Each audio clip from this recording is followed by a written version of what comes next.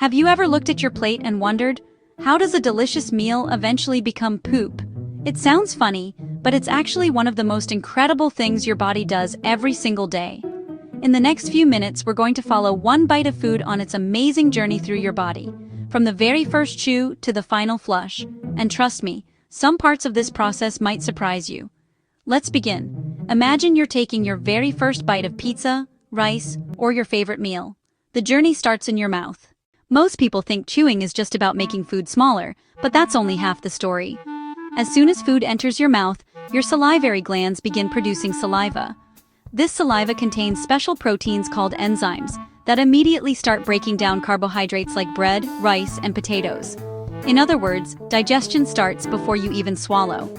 The better you chew your food, the easier it is for the rest of your digestive system to do its job. After a few chews, your tongue pushes the food to the back of your throat, and you swallow. But here's something interesting. The food doesn't simply fall into your stomach. Instead, it enters a long muscular tube called the esophagus. The muscles in the esophagus gently squeeze in a wave-like motion, pushing the food downward. This movement is called peristalsis. Believe it or not, this works even if you're upside down. Gravity helps, but your muscles are doing the real work. Eventually, the food reaches your stomach. This is where things get really interesting. Your stomach isn't just a storage bag, it's more like a powerful mixing machine. The stomach walls contract over and over again, churning the food while mixing it with strong stomach acid and digestive enzymes. This acid is powerful enough to dissolve many germs that came in with your food. Despite being so strong, your stomach doesn't digest itself because it's protected by a thick layer of mucus.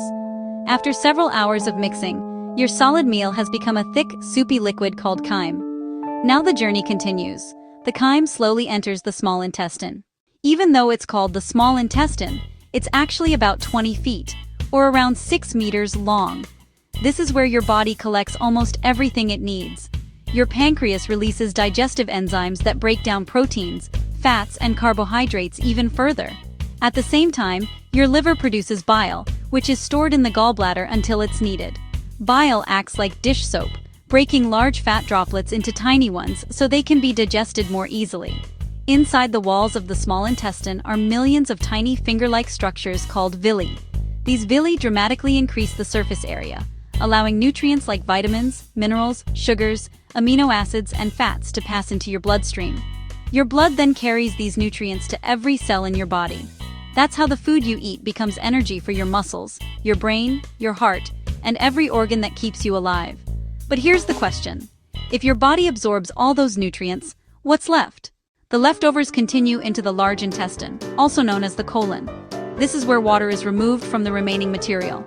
As more water is absorbed, the waste becomes thicker and more solid. But that's not all.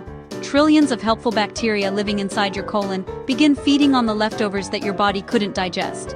These friendly bacteria help produce certain vitamins and create gases as they work. Yes, that's exactly where farts come from. The gases build up and eventually leave your body.